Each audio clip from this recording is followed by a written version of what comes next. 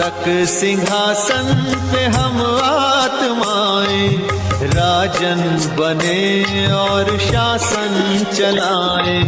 कर्मेंद्रियों कर्मचारी हमारी, भ्रिकुटी बीच दरबार अपना सजाएं। मस्तक सिंहासन पे हम आत्माएं, राजन बने और शासन चलाएं।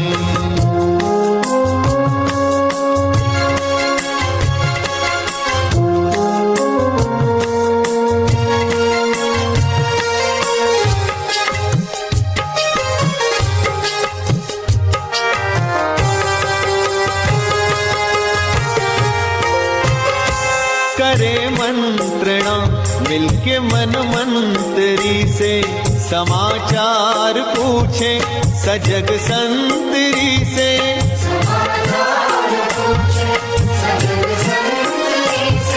बड़ी सावधानी से इस राजधानी को माया की छाया से पल पल बचाएं। मस्तक सिंहासन पे हम आत्माएं, राजन बने और शासन चलाएं। कर्मेंद्रियां कर्मचारी हमारी, त्रिकुटी बीच दरबार अपना सजाएं।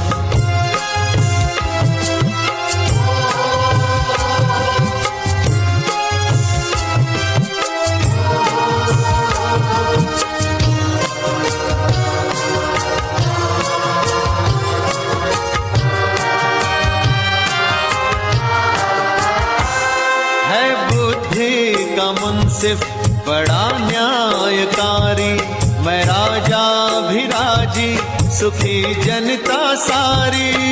राजा भिराजी सुखी जनता सारी, सुसंस्कारों की जो सेना सजग हो, तो दुर्गुण के दुश्मन से धोखा न खाए। मस्तक सिंहासन पे हम आत्माएं, राजन बने और शासन चलाएं। कर्मेंद्रियां कर्मचारी हमारी, त्रिकुटी बीच दरबार अपना सजाएं।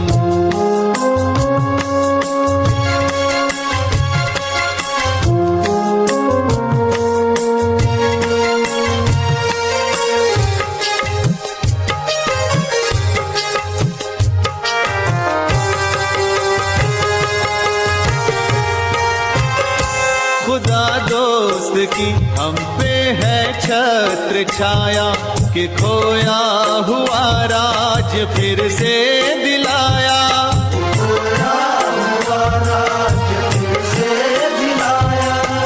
उपकार उसने किए हम पे इतने, के आभार धरती गगन मिल के गाएं। मस्तक सिंहासन पे हम आत्माएं, राजन बने और शासन चलाएं। कर्मेंद्रियां कर्मचारी हमारी, त्रिकुटी बीच दरबार अपना सजाएं।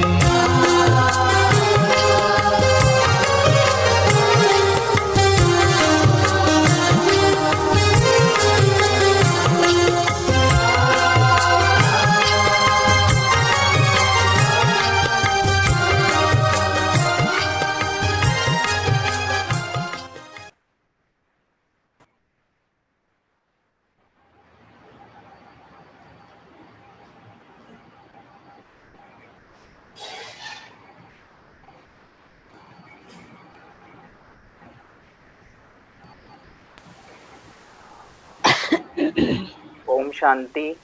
आज हमारा ये सौभाग्य है पुणे कॉटरेगेट सब जोन का कि आज हम लाइव मुरली स्वयं संतोष दीदी जी से सुनेंगे। संतोष दीदी जी का तो परिचय सभी को ही प्राप्त है। आवाज बड़ी करो।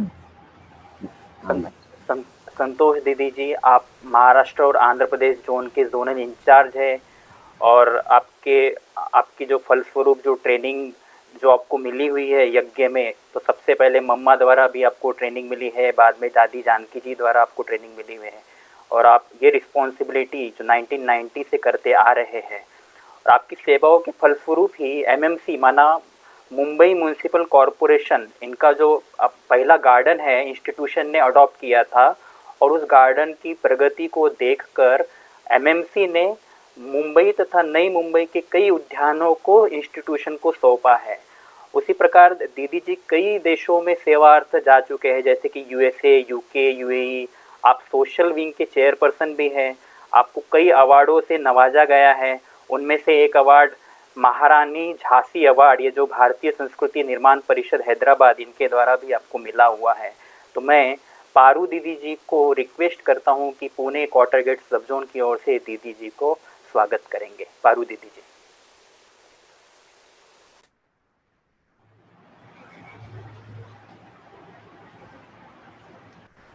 ओम शांति दीदी। पारू का बहुत छोटा आता है, पारू का बहुत छोटा आ रहा है एकदम। दीदी हाँ? ओम शांति। पारू का चित्र बड़ा करो आप लोग। हाँ, यस। दीदी ओम शांति। ओम शांति, ओम शांति, ओम शांति। दीदी आपका पूना में स्वागत है, हाँ, स्वागत है। आवाज नहीं आ रहा भाई। आवाज नहीं। दीदी पूना में आपका बहुत बहुत स्वागत है। ओम शांति, ओम शांति, ओम शांति दीदी, ओम शांति। ओम शांति, ओम शांति। लो। चालू करें अभी, मुरली चालू करें। हाँ दीदी, वाणी चालू कर। ये निकाल दें। नहीं तो यहाँ से एक जना इधर ही बैठो, अभी सामने पट्टी आती है ना, फिर निकालो। दीदी वाणी चालू करो। लाओ ना बात। देखो अभी आवाज कैसा है यहाँ भी। हाँ, तो एक जना इधर बैठे ना। ओम शांति। आज बाप दादा हम बच्चों को खुद के ऊपर खुद रहम करना सिखाते। बाबा कहते मीठे बच्चे, मैं तुम बच्चों को रहम करने का तरीका बताता हूँ, श्रीमत देता हूँ, बाकी आप बच्चों को खुद के ऊपर खुद रहम करना है। जब तक तुम खुद के ऊपर रहम नहीं करेंगे,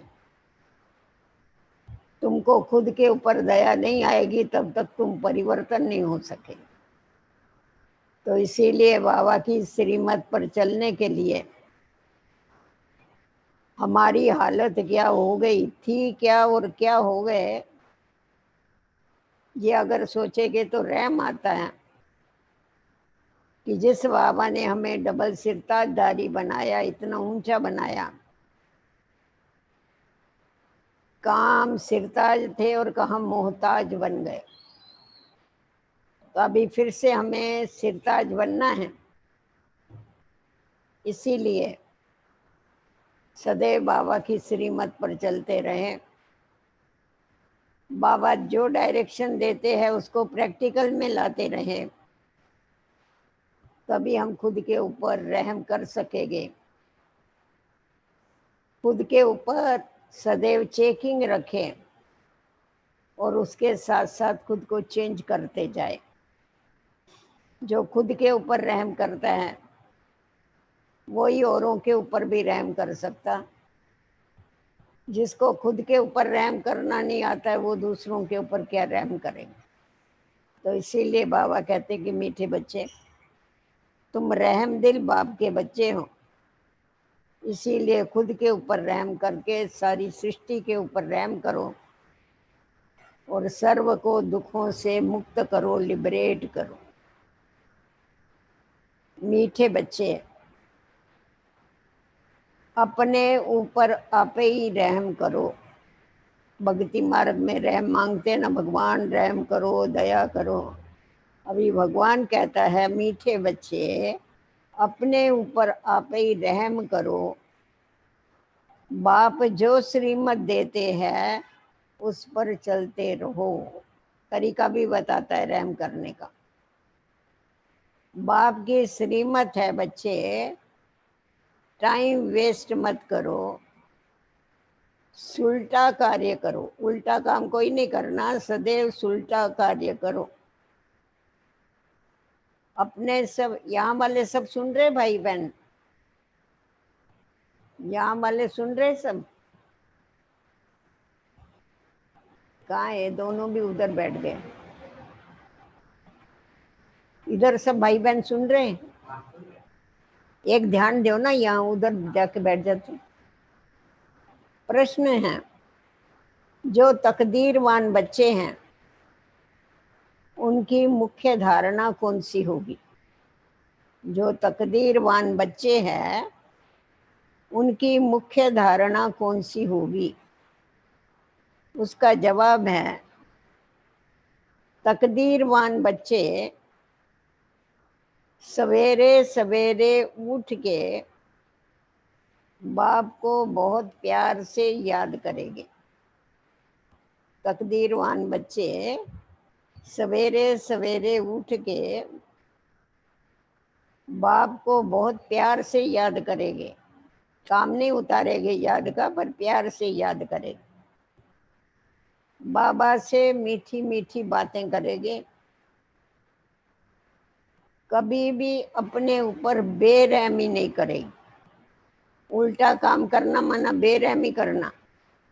तो बाबा कहता है अपने ऊपर कभी भी बेरहमी नहीं करेंगे। वो पास विथ ऑनर होने का पुरुषार्थ कर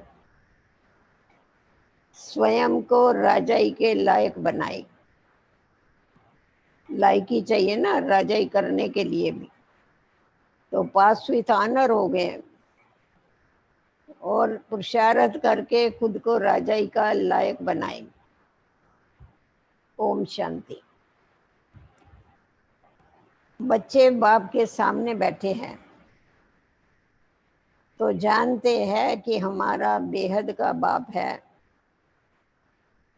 और हमको बेहद का सुख देने के लिए श्रीमत दे रहे। उनके लिए गाया जाता है रहम दिल, लिबरेटर। बहुत महिमा करते हैं। बाप कहते हैं सिर्फ महिमा की कोई बात नहीं, बाप का तो फर्ज है बच्चों को मत देना। सिर्फ महिमा क्या करते हो तुम? बाबा कहते हैं देखो कितना निरंकारी है बाबा, इतना सारा कार्य करता है परंतु फिर भी कहता मेरी महिमा नहीं करो, मेरी ड्यूटी है, मेरा फर्ज है तुम बच्चों को मत देना और हमारा फर्ज है उसकी मत पर चलना। बेहद का बाप भी मत देते हैं। ऊंचे से ऊंचा बाप है तो जरूर उनकी मत भी ऊंचे से ऊंची होगी। मत लेने वाली है आत्मा। अच्छा या बुरा काम आत्मा ही करती है। इस समय दुनिया को मिलती है रावण की मत। अभी देखो कितना अंतर है। हम बच्चों को मिलती है श्री मत, राम की मत, और दुनिया को मिलती है रावण की मत। रावण की मत से बेरहम होके उल्टा काम करते। रावण मत पर चलने से उल्टा काम होता है। बाप मत देते हैं सुलटा अच्छा कार्य करो। सबसे अच्छा कार्य है अपने ऊपर आप ही रहम करो। सबसे अच्छा कार्य ये है खुद का खुद मित्र बनो। तुम जानते हो हम आत्मा सतो प्रधान थी, बहुत सुखी थी। फिर रावण की मत मिलने से तुम तमो प्रधान बन गए। अब फिर बाप मत देते हैं एक तो बाप की याद में रहो, अब अपने ऊपर रहम करो। ये मत बाप दे रहे। देखो कितना बच्चों को समझाता है। बाप रहम नहीं करते। अभी बाबा इतना पढ़ाता है, ये कोई कम रहम है कि और क्या रहम करे। कोई कोई कहते हैं बाबा हमारे पर रहम करो, हमारी बुद्धि में ज्ञान बैठे, हमारा जीवन परिवर्तन हो गया। इसलिए बाबा कहता मैं रहम नहीं करता, मैं रहम का रास्ता बताता, तुम्हारा काम है रहम करना। बाप तो श्रीमत देते हैं, ऐसे ऐसे करो, अपने ऊपर आप ही रहम करो, अपने को आत्मा समझ और अपने पतित पावन बाप को याद करो तो तुम पावन बन जाएंगे। गारंटी है ना ये तो। बाप राय देते हैं कि तुम पावन कैसे बनेंगे।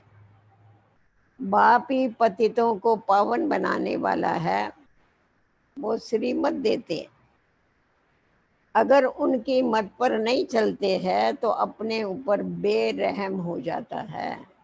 अगर श्रीमत पर चलते हैं तो रहम है, अगर श्रीमत पर न चल, मनमत या परमत पर चलते हैं, रावण की मत पर चलते तो ये जैसे कि खुद पर खुद बेरहम करते हैं, जैसा खुद को श्रापित कर देते हैं। बाप श्रीमत देता कि बच्चे टाइम वेस्ट मत करो, ये पाठ पक्का कर लो कि हम आत्मा हैं। शरीर निर्वाह, अर्थ धंधा आदि भल करो, फिर भी टाइम निकाल करके युक्ति रचो। बाबा ऐसा नहीं कहता है सब छोड़ के बैठो, तुम धंधा आदि भले करो परंतु फिर भी टाइम निकाल के युक्ति रचो बाबा के याद के लिए। काम करते आत्मा की बुद्धि बाप के तरफ होनी चाहिए। जैसे आशुक माशुक भी काम तो करते हैं ना, दोनों एक दो के ऊपर आशक होते हैं। यहाँ पर ऐसा नहीं है, यहाँ तो हम सब आत्माएं परमात्मा पर आशिक है। वहाँ देहधारी जो होते हैं वो एक दो के ऊपर आशिक होते हैं। यहाँ पर परमात्मा हमारे ऊपर आशिक नहीं है, वो हमारा माशुक है। तुम भक्ति मार्ग में भी याद करते हो, कहीं फिर कहते कैसे याद करें। आत्मा आत्मा का परमात्मा का रूप क्या है जो हम याद करें, क्योंकि भक्ति मार्ग में तो गाया जाता है परमात्मा नाम रूप से न्यारा है, परंतु ऐसे नहीं है। कहते भी है कि भ्रुकुटी के बीच में आत्मा स्टार मिसल है, फिर क्यों कहते हो कि आत्मा क्या है?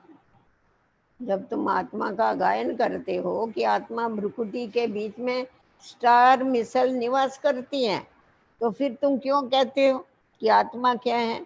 उनको देख नहीं सकते हैं। अभी दुनिया में तो ऐसी बहुत चीजें हैं जिनको देख नहीं सकते हैं, आप उसको अनुभव कर सकते हैं। या अगरबत्ती जलाते हो, उसकी सुगंध कहाँ दिखाई पड़ती है, परंतु उसका अनुभव तो करते हैं। उनको देख नहीं सकते, वो तो है ही जानने की चीज, समझा? देखने की चीज थोड़ी। अच्छा बिंदी दिखाई पड़ेगी, फायदा क्या होगा? आत्मा को जाना जाता है और परमात्मा को भी जाना जाता है। वो अति सूक्ष्म चीज है, फायर फ्लाई से भी महीन, वो जुगनू होता है ना, उससे भी ये तो अति छोटी है। शरीर से कैसे निकल जाती है किसी को पता भी नहीं पड़ता है। इन चर्म चक्षुओं से आत्मा को देखा नहीं जाता है, वो दिव्य दृष्टि से देखा जाता है, क्योंकि वो तो तत्वों की बनी हुई नहीं है। आत्मा है, साक्षात्कार होता है, आत्मा का दीदार हुआ, अच्छा सो क्या हो गया? अच्छा परमात्मा का भी दीदार हुआ, फिर क्या हुआ? चलो स्वर्ग का भी दीदार हुआ, साक्षात्कार हुआ, फिर क्या हुआ? ऐसा थोड़े को डॉक्टर को देखेंगे तो डॉक्टर बन जाएगी, उसके लिए तो पढ़ना ही पड़ेगा ना। तो हमें भी तो पढ़ाई पढ़नी पड़ेगी, बाकी देखने से कुछ फायदा नहीं। पर किसी किसी को रहता है हमको साक्षात्कार हो, वो तो स्टार मिसल है, अति सूक्ष्म। अपने को आत्मा समझ बाप को याद करो। जैसे आत्मा है वैसे ही परमात्मा भी सोल है, परंतु परमात्मा को कहा जाता है सुप्रीम सोल। ये फर्क है। परमात्मा भी सोल ही है, आत्मा ही है, परंतु वो सुप्रीम है क्योंकि जन्म मरण में नहीं आती, वो जन्म मरण में नहीं आता। आत्मा को सुप्रीम तब कहा जाए जब जन्म मरण रहित हो। बाकी मुक्ति धाम में तो सबको पवित्र होके ही जाना है। उसमें भी नंबरवार है। जिनका हीरो हीरोइन का पार्ट है, आत्माएं नंबरवार तो है। जो हीरो हीरोइन के पार्ट वाली आत्माएं हैं, वो तो जरूर जो सुप्रीम सोल है उसके बाजू में जाके बैठेगी परम धाम में भी, और सब नंबरवार बैठेगी। नाटक में भी कोई बहुत पगार वाले, कोई कम पगार वाले होते हैं। लक्ष्मी नारायण की आत्मा को मनुष्य आत्माओं में सुप्रीम कहेंगे। सुप्रीम माना श्रेष्ठ हो गए ना। सर्व मनुष्यों से तो लक्ष्मी नारायण श्रेष्ठ हो गए, परंतु परमात्मा उससे भी श्रेष्ठ है। बल पवित्र तो सब बनते हैं, फिर भी नंबरवार पुरुषार्थ अनुसार बनते हैं। हर एक का पार्ट नंबरवार है। कोई महाराजा बनता, कोई दासी बनता, कोई प्रजा बनता। अभी देखो वहाँ सब पवित्र है, 100% पवित्र है, परंतु महाराजा और महारानी की पवित्रता और दासियों की पवित्रता और प्रजा की पवित्रता, इसमें अंतर होगा या नहीं? वो तो पास विथ ऑनर होके गए हुए हैं, और वो धर्मराज की सजाएं खा के गए हुए हैं, तो अंतर हो गया ना बहुत। तभी तो पद में भी अंतर है। तुम एक्टर्स हो, जानते हो इतने सब देवताएं नंबरवार। अच्छा पुरुषार्थ करेंगे, ऊंच आत्मा बनेंगे, ऊंच पद पाएंगे। बाबा कहता है फायदा तो तुमको है ना अच्छा पुरुषार्थ करने से। तुमको स्मृति आई है कि हमने 84 जन्म लिए हैं। बाबा ने हम बच्चों को स्मृति दिला करके हमारे जो आदि और अनादि संस्कार है उसकी यादाइश दिला करके हमारे अंदर वो हिम्मत भर दिया, वो शक्ति भर दिया कि तुम ही संपूर्ण निर्विकारी थे, अभी तुमको ही बनना है। जब तक ये मालूम नहीं था हम ही देवी देवता थे तो काम पुरुषार्थ करते। ये तो स्मृति से समृद्धि आती है। अब बाप के पास जाना है। बच्चों को ये खुशी भी है तो फकुर भी है। हमको अपने बाप के पास जाना है, ये बच्चों को खुशी भी है और फकुर भी है, नशा भी है कि हम बाप के पास जाते। सब कहते हैं हम नर से नारायण विश्व के मालिक बनेंगे, फिर तो ऐसा पुरुषार्थ करना पड़ेगा। सिर्फ बोलने से थोड़े ही बन जाएगी तुम। अगर तुमको नर से नारायण बनना है, विश्व का मालिक बनना है, पुरुषार्थ करो ब्रह्मा बाप जैसा। पुरुषार्थ अनुसार नंबरवार पद पाते हैं। सबको नंबरवार पार्ट मिला है। ये भी ड्रामा बना बनाया है, पुरुषार्थ के अनुसार ही तो पार्ट मिला। अभी बाप तुम बच्चों को श्रेष्ठ मत देते हैं। कैसे भी करके देखना, अभी क्या बोलता है, कैसे भी करके बाप को याद करो तो विक्रम विनाश हो जाए। कैसे भी करके याद करो, पर याद जरूर करो, तो तुम तमो प्रधान से सतो प्रधान बन जाएंगे। पापों का बोझा तो तुम्हारे सिर पर बहुत है, 63 जन्मों का। उसको कैसे भी करके यहाँ खलास करो। सुना, कैसे भी करके माना 20 नाखून का जोर लगा के खलास करो उसको, तब आत्मा पवित्र बनेगी। ऐसे नहीं बनेगी, बहुत मेहनत करनी पड़ेगी उसके लिए। तमो प्रधान भी तुम आत्मा बनी हो तो सतो प्रधान भी आत्मा को ही बनना है। इस समय जास्ती इंसॉल्वेंट भारत है, ये खेल ही भारत पर है। बाकी वो तो सिर्फ धर्म स्थापन करने के लिए आते हैं। पुनर्जन्म लेते लेते पिछाड़ी में सब तमो प्रधान बन जाते। स्वर्ग के मालिक तुम बनते हो। जानते हो भारत बहुत ऊंचा देश था, अभी देखो कितना गरीब बन गया है। गरीब को फिर सब मदद करते हैं। अभी भारत को सब मदद करते हैं क्योंकि बहुत गरीब बन गया। कोई गरीब होता है ना, और भी गरीब हो जाएगा तो उस पर तरस नहीं पड़ता है, और कोई शाहूकार होगा और गरीब बन जाएगा तो सब बहुत तरस खाते हैं। तो भारत पहले मालदार था और अभी एकदम गरीब बन गया तो सब उसके ऊपर तरस खाते हैं, उसको माल भेजते हैं। पर इसका भी ये रहस्य है, जो यहाँ से लेके गए हैं वो रिटर्न कर रहे हैं। अगर ये बात समझ में आ जावे ना तो लेने वाले जो है कर्जा वो निश्चिंत हो जावे, और जो देने वाले वो कर्जा देना बंद कर डाले कि अरे ये क्या हमको वापस नहीं मिलने वाला। इसीलिए उनको किसी को लेने देने ना गवर्नमेंट इस बात को समझते हैं ना सामने वाले इस बात को समझते हैं, हम बच्चे ही समझते हैं।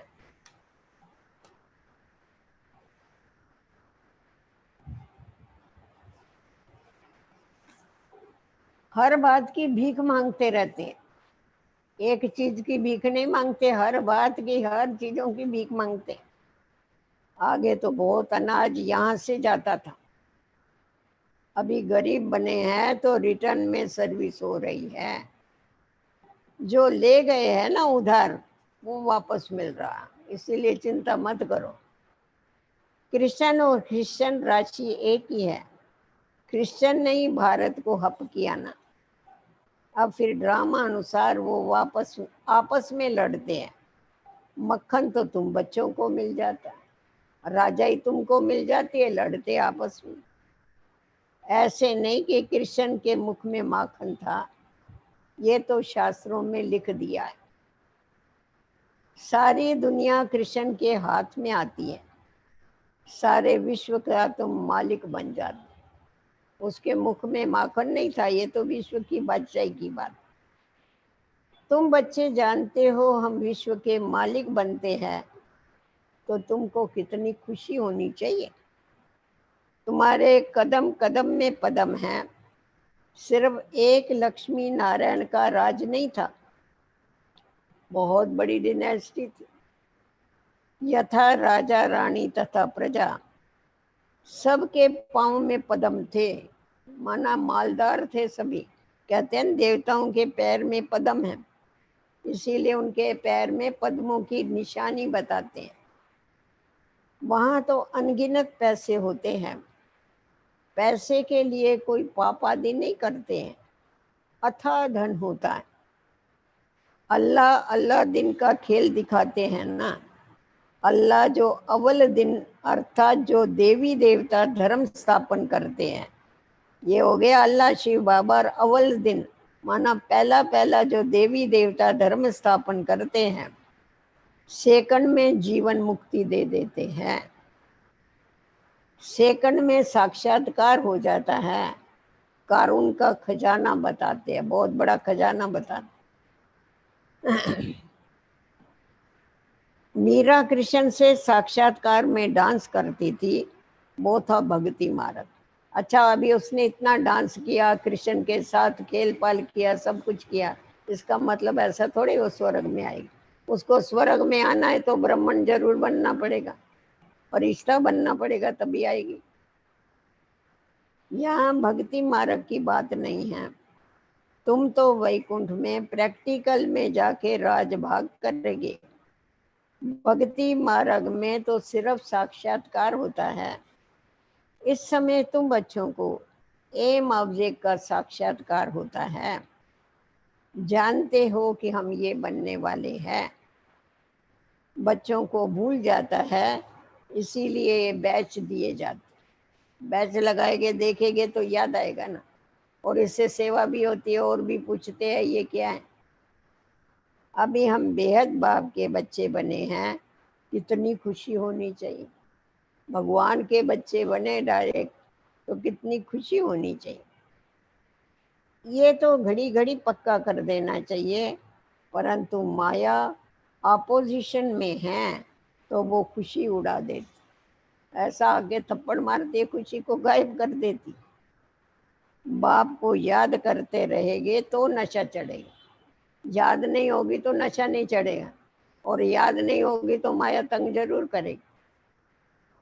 देखो नशा चढ़ेगा, बाबा हमको विश्व का मालिक बनाता है, वाह। फिर माया भुला देती है तो फिर कुछ ना कुछ विक्रम हो जाता। एक तरफ नशा चढ़े, दूसरी तरफ बाप को भूले तो गए काम से, फिर कोई ना कोई विक्रम कर डालते। तुम बच्चों को स्मृति आई है, हमने 84 जन्म लिए, और कोई 84 जन्म नहीं लेते। ये भी समझना है, जितना हम याद करेंगे उतना ऊंच पद पाएंगे। और फिर आप समान भी बनाना है, प्रजा भी बनानी है। Charity begins at home. तीर्थों पर भी पहले खुद जाते हैं, फिर मित्र संबंधी आदि को इकट्ठा लेके जाते। बाबा बता रहे भक्ति मार्ग में भी ऐसा करते हैं ना, खुद तीर्थ करेंगे तो फिर बच्चों को भी ले जाएंगे।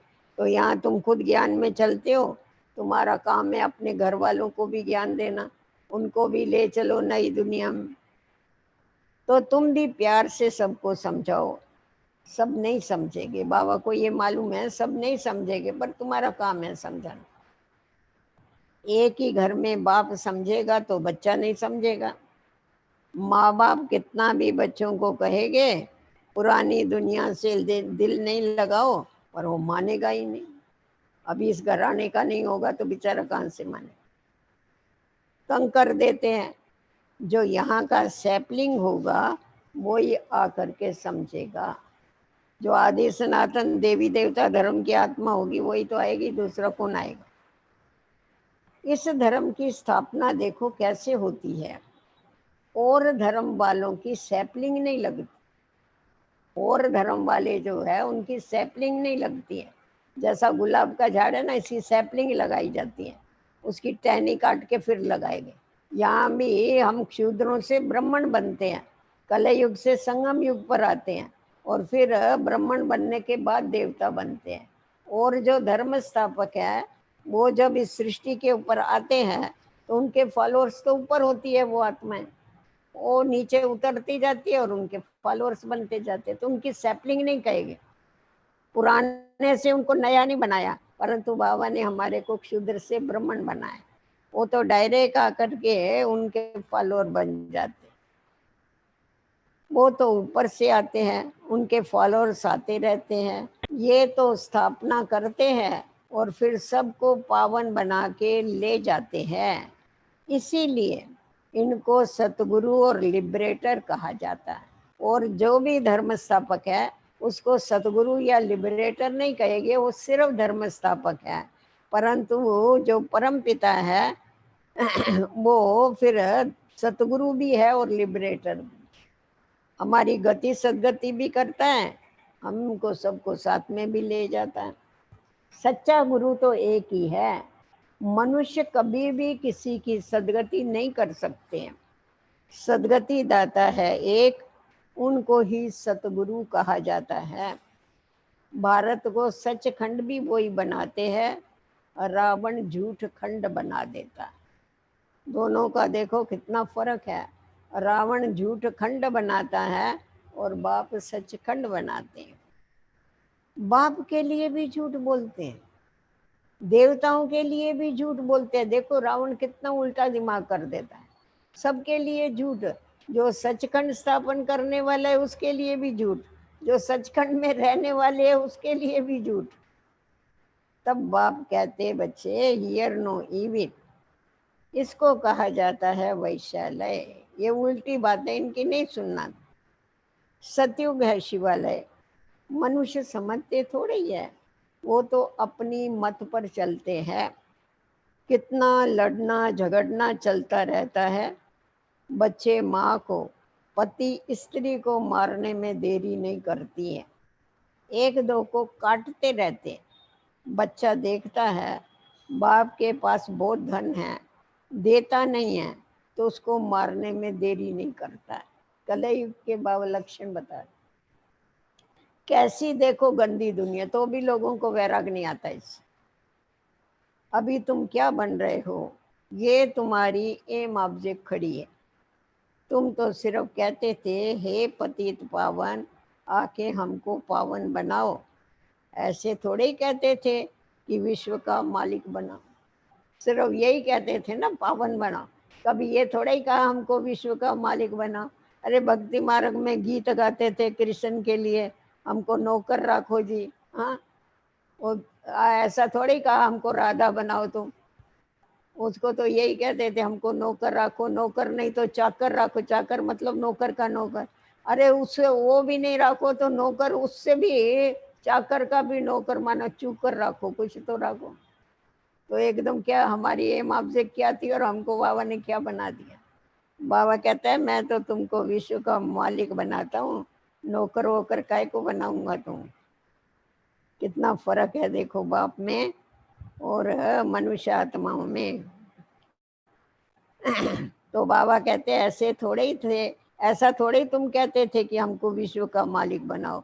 तुमने तो कहा नहीं, तो भी मैं आके तुमको विश्व का मालिक बनाता हूँ और तुम फिर ऐसे बाप को भूल जाते हो। गॉड फादर तो हेवन स्थापन करता है ना, तो हम हेवन में क्यों नहीं हैं। फिर रावण तुमको नरकवासी बना देता है। कल्प की आयु लाखों बरस कह देने से भूल गए है सारा।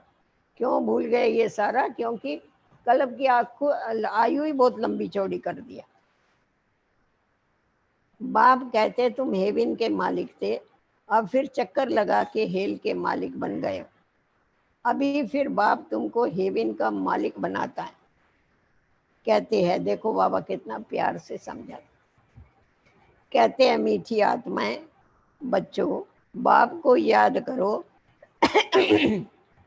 तो तुम तमो प्रधान से सतो प्रधान बन जाएंगे। तमो प्रधान बनने में आधा कल्प लगा, बल्कि सारा ही कल्प कहे ना, क्योंकि कला तो कमती होती आई। तमो प्रधान बनने में पहले बाबा कहते हैं आधा कल्प लगा, फिर कहता है सारा ही कल्प कहे ना, क्योंकि सतयुग में 16 कला संपूर्ण थे, तो त्रेता में 14 हो गए ना। धीरे धीरे तो कलाएं कमती होती है। सीढ़ी तो फर्स्ट जन्म से लेके उतरना चालू कर दिया, उतरती कला चालू हो गई थी। हाँ ये हुआ द्वापर से गिरती कला हुई, पर सतयुग से हमारी उतरती कला हुई। तो इसीलिए बाबा कहते हैं कि बच्चे सारा कल्प ही तुमको तमो प्रधान बनने में लगा। जो गोल्डन एज से वो सिल्वर में आए ना तुम, इस समय कोई कला नहीं रही। कहते हैं मैं निर्गुण हारे में को गुण नहीं। इसका अर्थ कितना क्लियर है कि मेरे में कोई गुण नहीं है। यहाँ फिर निर्गुण बालक की संस्था भी है। बालकों में कोई गुण नहीं है, नहीं तो बालक को महात्मा से भी ऊंच कहा जाता है। उनको विकारों का भी पता नहीं है। महात्माओं से भी श्रेष्ठ बालकों को कहते हैं। महात्माओं को तो विकारों का पता रहता है, तो अक्षर भी कितने रॉन्ग बोलते हैं। बालकों को निर्गुण बोलते हैं, बाबा कहता है कितना रॉन्ग अक्षर बोलते हैं। वास्तव में बच्चे तो महात्माओं से भी श्रेष्ठ। माया बिल्कुल अनराइटेस्ट बना देती है। गीता पढ़ते भी है, कहते भी है भगवान वाच काम महाशत्रु है। ये आदि मध्य अंत दुख देने वाला है, फिर भी पवित्र बनने में कितने विघ्न डाल। खुद तो पवित्र नहीं बनते हैं, पर जो बनते हैं उनमें कितने विघ्न डालते हैं। और खुद ही कहते हैं कि ये जो काम महाशत्रु है, ये आदि मध्य अंत दुख देता है। जीवन के आदि में भी द्वापर से जब से ये विकार चालू हुआ, तो द्वापर से भी क्या हुआ, गर्भ जेल में आत्माएं त्राही त्राही करती है कि हमको बाहर निकालो। भगवान को कहते हम तेरे को याद करेंगे, तेरा मानेंगे, और फिर जन्म हुआ तो छूटा, वो वहाँ और हम यहाँ। इसीलिए कहते बच्चा रोना चलो आऊँ आऊँ करता है, तो वहाँ है मैं यहाँ, भूल जाता है। फिर सारा जीवन दुख भोगता है, और फिर जब इस शरीर छोड़ता है तभी भी कितना दुखी होते हैं। कहते हैं शरीर छोड़ने के समय 100 बिच्छू काटे इससे भी ज़्यादा तकलीफ होती है, क्योंकि देह अभिमान होता है ना। तो देह अभिमान के कारण ये शरीर बहुत, वस्त्र बड़ा टाइट होता है, वो उतारने में बहुत तकलीफ होती है। तो जीवन के आदि मध्य अंत इस काम विकार के कारण दुख भोगते हैं। सतयुग में तो काम विकार नहीं होता है, तो गर्भ मैल होता है। यहाँ काम विकार है, इसीलिए गर्भ जेल है। तो बाबा कहते सिर्फ कहेंगे कि काम महाशत्रु है, पर उसको शत्रु ने उसको मित्र बन के चलाते हैं। बच्चा शादी नहीं करता, देखो अगर शत्रु समझे तो फिर वैसा चले ना। बच्चा शादी नहीं करता तो कितना बिगड़ते। बाप कहते हैं तुम बच्चों को श्रीमत पर चलना है। जो फूल बनने का नहीं होगा, कितना भी समझाओ वो कभी भी नहीं बनेगा। वो कांटे का कांटा ही रहेगा, फूल नहीं बनेगा। भिखारी का भिखारी रहेगा। कहाँ फिर ऐसा भी होता है, कहाँ बच्चे कहते हैं हम शादी नहीं करेंगे तो माँ बाप कितने अत्याचार कर, कहाँ माता पिता आते हैं वो बच्चों को चलाना चाहते हैं तो चलते नहीं, कहाँ बच्चे चलना चाहते हैं तो माता पिता नहीं चलने देते। अब ये यहाँ सारा खेल चल। बाप कहते हैं जब ज्ञान यज्ञ रचता हूँ तो अनेक प्रकार के विघ्न पड़ते हैं। 3 पैर पृथ्वी के भी नहीं देते हैं, 3 पैर पृथ्वी के मिले सेवा के लिए वो भी नहीं देते हैं।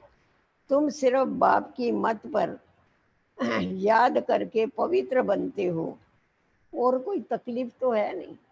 क्या तकलीफ है बाप का बनने में, सिर्फ पवित्र ही तो बनते हो। सिर्फ अपने को आत्मा समझ बाप को याद करो। जैसे तुम आत्माएं हैं इस शरीर में अवतरित हो, वैसे बाप भी अवतरित होता है। ये बहुत अच्छी युक्ति है याद के लिए। बाबा कहते हैं तुम सवेरे सवेरे उठते हो ना, तो ये पक्का करो हम अभी अभी बाबा के साथ इस शरीर में धर्म स्थापन अर्थ अवतरित हुए, अभी अभी आए, अभी अभी जाना इजी होगा। 5000 याद करेंगे तो मुश्किल होगा वापस जाना। तो इसीलिए ये हमेशा ध्यान में रखो कि मैं इस शरीर में अवतरित हुई आत्मा हूँ। अवतार हमेशा धर्म स्थापन अर्थ होते हैं। फिर कच्चा अवतार मच्छा अवतार कैसे हो सकता है, कितनी गाली देते देखो। कहते कंकड़ कंकड़ में भगवान है, कण कण में ठोक दिया है। बाप कहते मेरी और देवताओं की गिलानी करते हैं, मुझे आना पड़ता है। फिर आता है ना, गिलानी करते गालियां देते, फिर आता है आकर के तुम बच्चों को फिर से वर्षा देता हूँ। मैं बाबा कहता है देखो कैसा अपकारियों पर उपकार करता हूँ, तुम मेरे को गाली देते हो और मैं फिर तुम्हारे को आके वर्षा देता हूँ। मैं वर्षा देता हूँ तो रावण श्राप दे देता है। रावण कोई कम है क्या? ये खेल है। जो श्रीमत पर नहीं चलते तो समझा जाता है कि इनकी तकदीर ऊंच बनने वाली नहीं है। तकदीर वाले सवेरे सवेरे उठ के याद करेंगे, बाबा से बातें करेंगे। अपने को आत्मा समझ बाप को याद करो तो विक्रम विनाश होगे, खुशी का पारा चढ़ेगा। जो पासवित आनर होते हैं वो ही राजाई के लायक बन सकते हैं। सिर्फ एक लक्ष्मी नारायण नहीं राज करते हैं, सारी डिनेस्टी। अब बाप कहते हैं तुम कितना स्वच्छ बुद्धि बनते हो। ऐसा थोड़े 1250 बरस में एक ही लक्ष्मी नारायण राज करें, ऐसा कैसा हो? उनकी तो 150 बरस की आयु होती है, सारी उनकी वंशावली चलती है, डिनेस्टी चलती है। इनको कहा जाता है सत्संग। देखो बाबा ने क्या बताया, जो सच्ची अब बाप कहते हैं तुम कितना स्वच्छ बुद्धि बनते हो, इनको कहा जाता है सत्संग। सत्य के साथ तुम संग करते हो तो तुम्हारी बुद्धि स्वच्छ हो जाती है। सत्संग एक ही होता है जो बाप सच्ची सच्ची नॉलेज दे के सचखंड का मालिक बना देता है। कल्प के संगम पर ही सत्य का संग मिलता है। स्वर्ग में कोई भी प्रकार का सत्संग होता नहीं, क्योंकि वहाँ कुसंग ही नहीं है। तो ये भक्ति मार्ग के सत्संग वहाँ क्या करेंगे? वहाँ तो सब है ही सत्य। जहाँ सत्य है वहाँ जरूरत नहीं भक्ति के सत्संग। अभी तुम हो रूहानी सैल्वेशन आर्मी, तुम विश्व का बेड़ा पार करते हो। तुमको सैल्वेज करने वाला, श्रीमत देने वाला एक ही बाप है। बेड़ा पार करता है ना, हमारे को पार ले जाता है, खवैया है हमारा। तुम्हारी महिमा बहुत भारी है। बाप की महिमा, भारत की महिमा अपरम अपार है। तुम बच्चों की महिमा भी अपरम अपार। बाबा कहता है मेरी महिमा दुनिया करती है और मैं मेरे बच्चों की महिमा करता हूँ। तुम बच्चों की महिमा भी अपरम अपार है। नशा चढ़ता है ना, बाप हमारी महिमा करे, भगवान बैठ के महिमा करे बच्चों की, और क्या चाहिए? तुम ब्रह्मांड के भी और विश्व के भी मालिक बनते हो। मैं तो सिर्फ ब्रह्मांड का मालिक हूँ। पूजा भी तुम्हारी डबल होती है, मैं तो देवता नहीं बनता हूँ जो मेरी डबल पूजा हो। तुम्हारे में भी नंबर वार समझते हैं और खुशी में आके पुरुषार्थ करते हैं। पढ़ाई में फर्क कितना है। सतयुग में लक्ष्मी नारायण का राज चलता है, वहाँ वजीर नहीं होते, वहाँ दरकारी नहीं है वजीर की। इस समय बाबा इतना बुद्धिमान बना देता है जो वहाँ लक्ष्मी नारायण को किसी से राय लेने की आवश्यकता नहीं रहती है। लक्ष्मी नारायण जिनको भगवान भगवती कहते हैं, वो फिर वजीर की राय लेंगे क्या? वजीर की राय लेवे तो वजीर उनसे बड़े हो गए। फिर तो जब पतित राजाएं बनते हैं तब फिर वजीर आदि रखते हैं। अभी तो है प्रजा का प्रजा के ऊपर राज। तुम बच्चों को इस पुरानी दुनिया से वैराग है। ज्ञान भक्ति और वैराग। ज्ञान सिर्फ रूहानी बाप सिखाता है और कोई भी ज्ञान सिखा नहीं सकता। ये भक्ति मार्ग वाले भी कहते हैं हम ज्ञान देते हैं, पर ज्ञान क्या देंगे? वो ज्ञान नहीं देते, वो भक्ति का ज्ञान देते हैं। बाकी गति सदगति का ज्ञान तो बाप ही देता है। बाप ही पतित पावन सर्व का सदगति दाता है। अच्छा, मीठे मीठे सिकी लदे बच्चों प्रेत माता पिता बाप दादा का याद प्यार और गुड मॉर्निंग। रूहानी बाप की रूहानी बच्चों को नमस्ते। रूहानी बच्चों की बाप दादा को याद प्यार गुड मॉर्निंग और नमस्ते।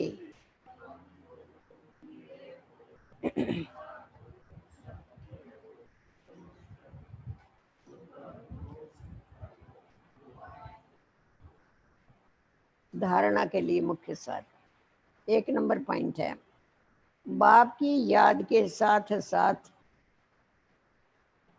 आप समान बनाने की सेवा करनी। याद भी करना है और आप समान भी बनाना है औरों। Charity begins at home. सबको प्यार से समझाना है। पहले अपने घर से चालू करो, घर वालों को प्यार से समझाओ, घर वालों को उद्धार करो। दूसरी पॉइंट है, इस पुरानी दुनिया से बेहद का वैरागी बनना। Hear no evil, see no evil. उस बेहद बाप के बच्चे हैं, वो हमें कारून का खजाना देता है, इसी खुशी में रहना है। अथाह खजाना देता है, वरदान है। 1 सेकंड की बाजी से, 1 सेकंड की बाजी से सारे कल्प की तकदीर बनाने वाले श्रेष्ठ तकदीरवान भव। 1 सेकंड की बाजी है। वो क्या बाजी है? वो सुनना। सारे कल्प की तकदीर बन जाती। सतयुग त्रेता युग में तो हम देवी देवता बनते ही हैं, पर द्वापर में जो हमारी पूजा होती है उसका आधार भी अभी के पुरुषार्थ पर है। तो इसीलिए बाबा कहता है कि सारे कल्प की तकदीर अभी तुम्हारी बनती है। इस संगम समय को वरदान मिला हुआ है। देखो क्या वरदान है, समय को ही वरदान है, तुम्हारे को तो वरदान है ही है। इस संगम समय को वरदान मिला हुआ है, जो चाहो जैसा चाहो जितना चाहो उतना भाग्य बना सकते हो, क्योंकि भाग्य विधाता बाप ने तकदीर बनाने की चाबी बच्चों के हाथ में दे दिया है। तकदीर सोई हुई थी ना, बनता। बाबा कहता था बुद्धि को गोदरेज का ताला लगा हुआ है, तो बाबा ने हमारे को तकदीर बनाने की चाबी दे दिया, बुद्धि खोल दिया हमारी। अभी चाबी लगाना नहीं लगाना हमारे हाथ में। लास्ट वाला भी फास्ट जाके फर्स्ट आ सकता है। श्रेष्ठ कर्मों की कलम दे दिया ना बाबा ने हमारे हाथ में। जितनी लंबी लकीर चाहिए उतनी खींचो। सिर्फ सेवाओं के विस्तार में स्वयं की स्थिति सेकंड में सार रूप सार स्वरूप बनाने का अभ्यास करो। कितनी भी सेवाएं करो, परंतु अपनी स्थिति को सार रूप बिंदु रूप बनाने का अभ्यास करो। कैसा देखो, अभी अभी डायरेक्शन मिले, एक सेकंड में मास्टर बीज हो जाओ तो टाइम ना लगे। एक सेकंड, इस एक सेकंड की बाजी से सारे कल्प की तकदीर बना सकते हो। लास्ट हमारी जो परीक्षा है, पेपर है, वो एक सेकंड का ही है। एक सेकंड में नष्टो हुआ, एक सेकंड में अशरीरी, एक सेकंड में बीज रूप। जिस बात में वीक हो गए वही प्रश्न आएगा। इसीलिए बाबा कहते प्रैक्टिस करो हर बात। स्लोगन है, डबल सेवा के द्वारा पावरफुल वायुमंडल बनाओ तो प्रकृति दासी बन जाएगी। डबल सेवा द्वारा पावरफुल वायुमंडल बनाओ तो प्रकृति दासी बन जाएगी। डबल सेवा, मन से भी सेवा करो और उसके साथ साथ वाणी से भी सेवा करो और वायुमंडल को पावरफुल बनाओ। वास्तव में तन से भी सेवा करो, धन से भी सेवा करो। सेवा तो बहुत प्रकार की है, परंतु जितना जितना औरों को जब भी समझाते हैं, बाबा की याद में रह के समझाओ। ठीक है। अच्छा, कल बाप दादा ने हम बच्चों को विशेष एक होमवर्क दिया है। अव्यक्त बाप दादा, बाबा ने हम बच्चों को स्मृति भी दिलाई है और आगे के लिए अटेंशन भी दिलाया है कि हमें अभी क्या करना। उसके लिए बाबा ने हम बच्चों को ब्राह्मणों की पर्सनैलिटी क्या है, क्योंकि हर एक व्यक्ति उसके पर्सनैलिटी से पहचाना जाता है।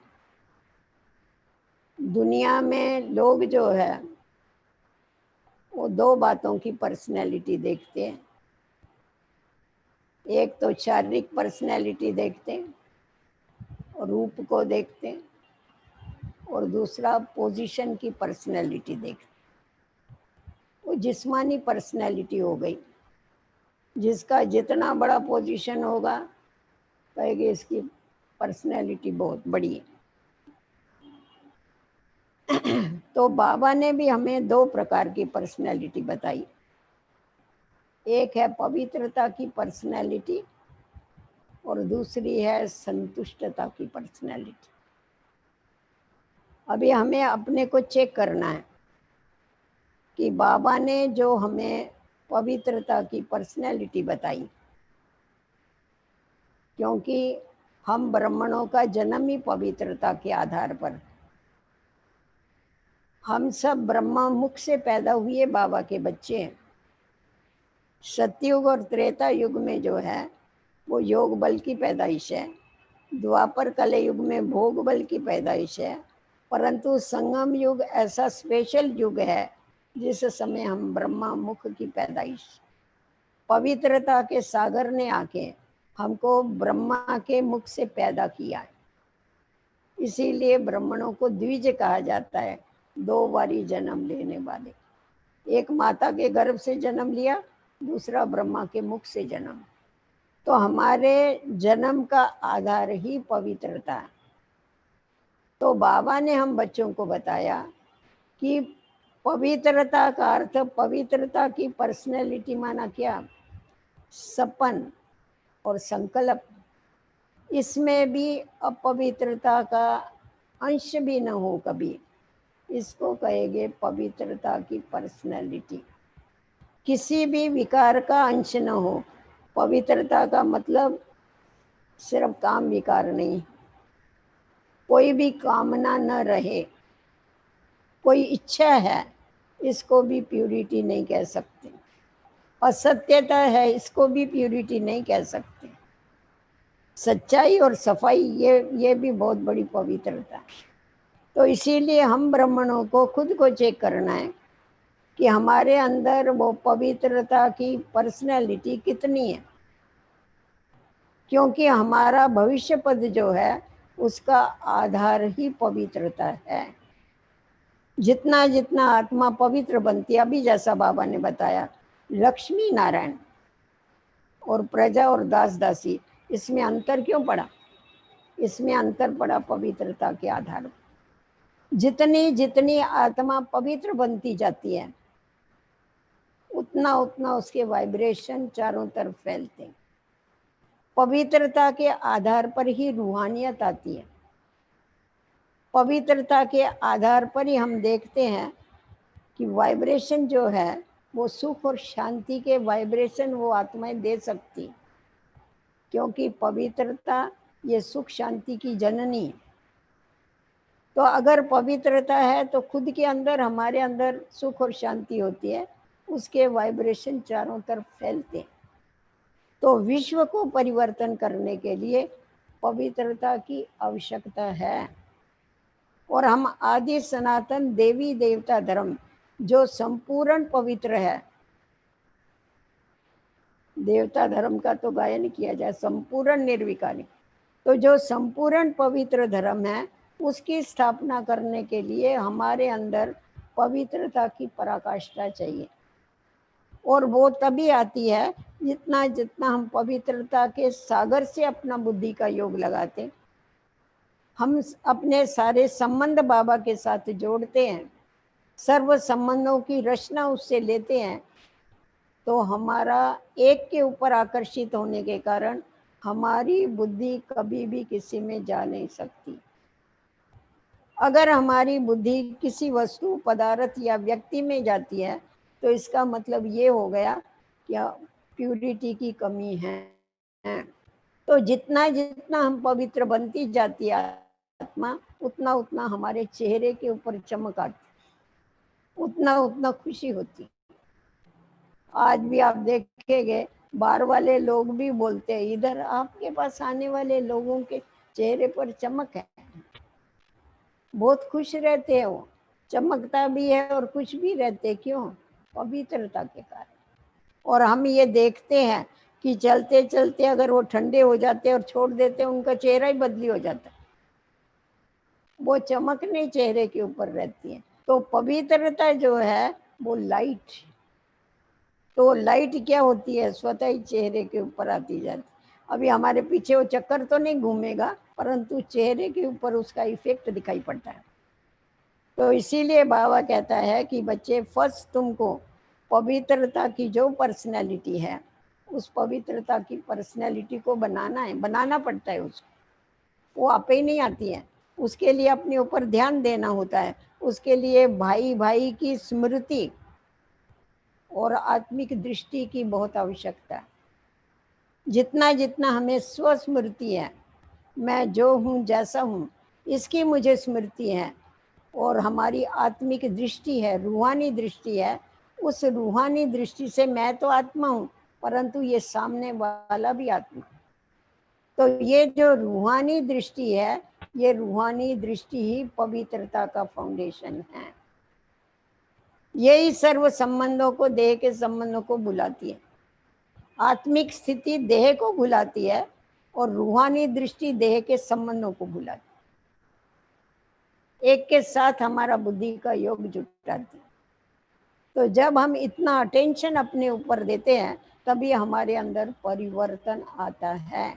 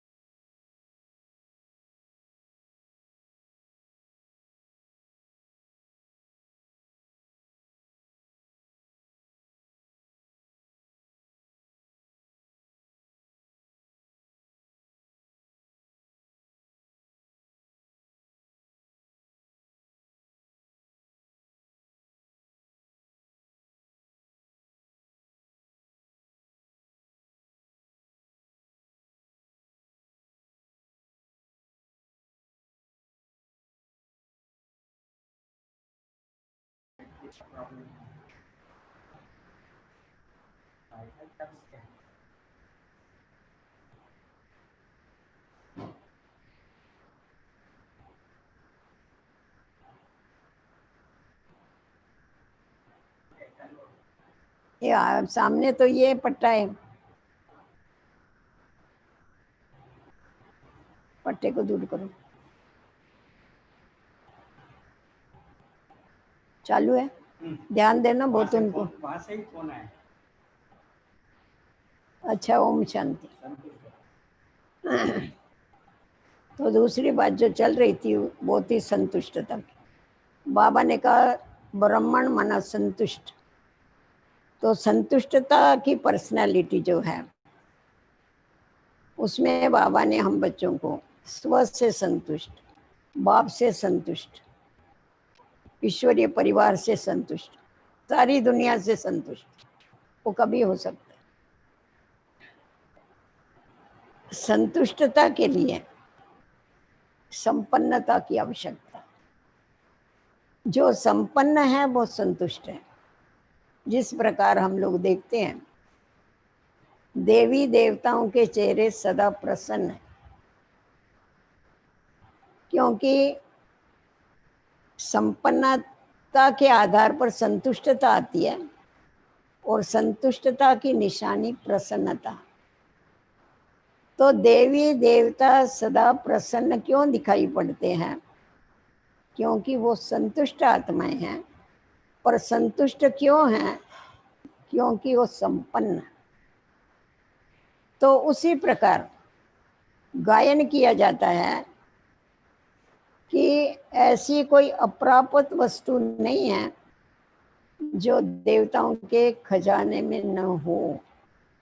परंतु वास्तव में देखा जावे तो ये हम ब्राह्मणों का गायन है कि ऐसी कोई भी अप्राप्ति नहीं जो हमारे इस ईश्वरीय खजाने में न। सर्व प्राप्ति स्वरूप। तो ये जो संपन्नता है, संपन्नता आती है ईश्वरीय प्राप्तियों से।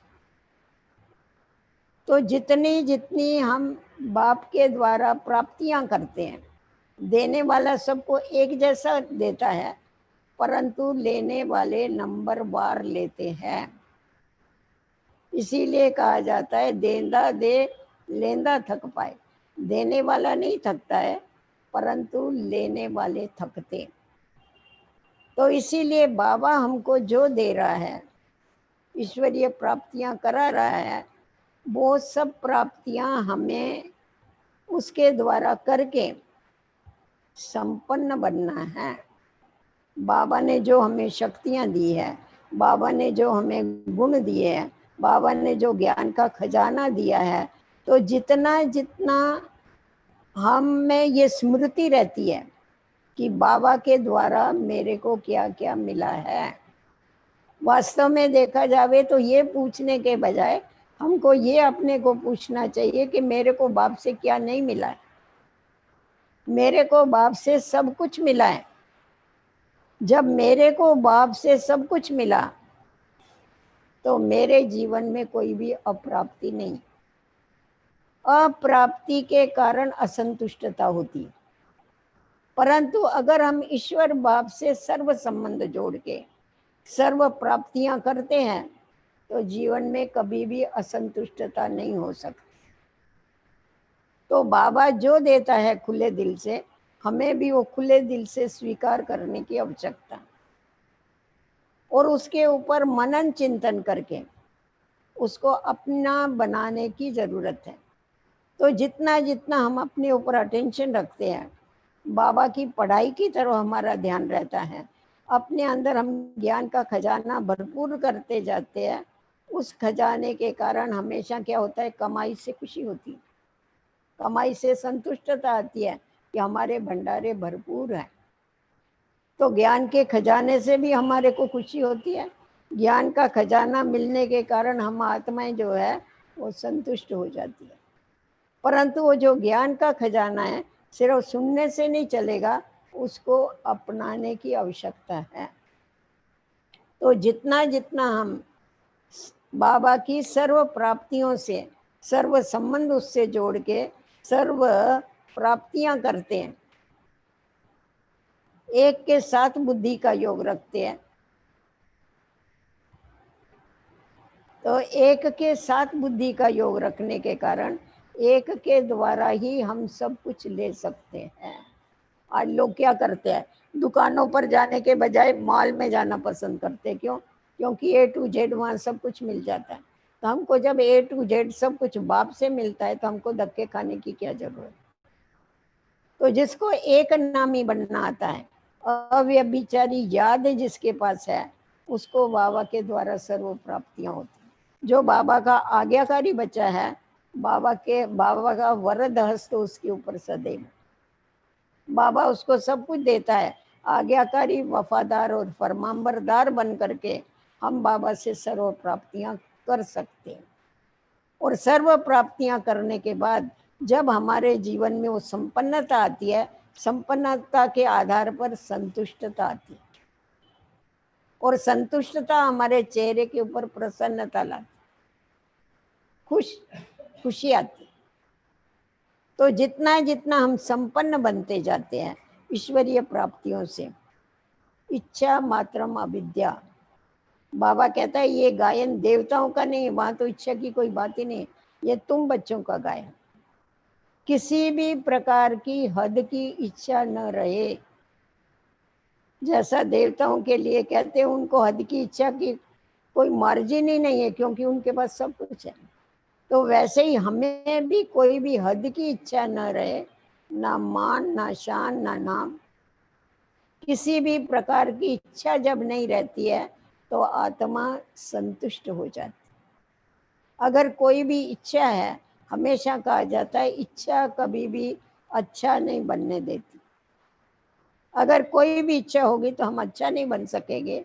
इसीलिए इच्छाओं को खलास करो, इच्छाओं को छोड़ो। इच्छाओं को छोड़ने के लिए क्या करना पड़ेगा, हमें सदैव एक के द्वारा लेने की टेव डालनी है कि जो भी मुझे प्राप्ति करनी है वो बाबा से करनी है। किसी से भी मुझे प्राप्ति हो ये आश कभी नहीं रखना। जो संतुष्ट आत्माएं होती है उनमें दातापन की भावना होती। संतुष्ट होने के कारण वो जो भी ईश्वरीय खजाने मिले हैं वो सदैव देने का काम करेगी। समझेगी मेरे को मिला है तो और आत्माओं को भी मिले, औरों को भी इससे लाभ मिले, और भी अपने जीवन को संपन्न बनावे, ये उनकी ख्वाहिश होती है। और जितने जितने हम संतुष्ट होते हैं उतना हम दूसरों को भी संतुष्ट कर सकते हैं।